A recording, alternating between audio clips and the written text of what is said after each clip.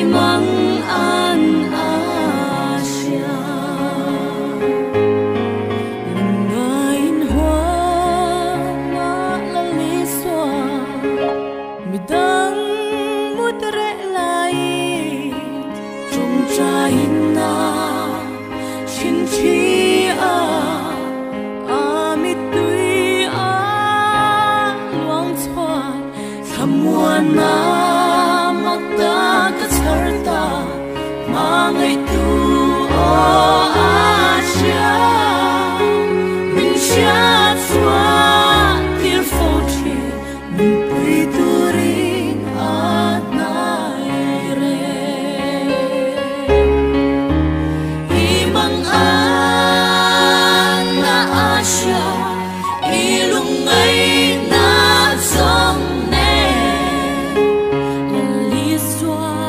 ngay po kanin cha na ram aso asin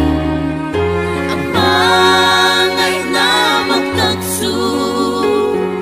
rin lalso ang se at hutiyama ading nge imang an Asia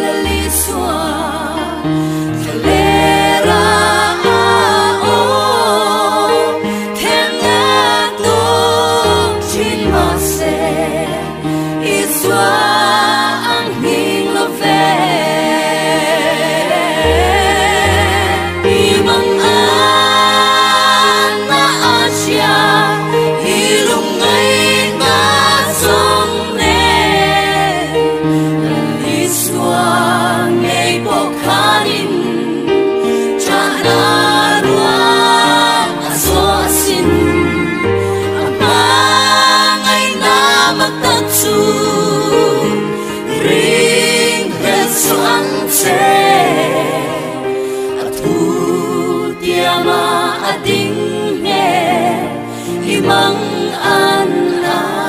Asia oh thu tiama ading nge imang an Asia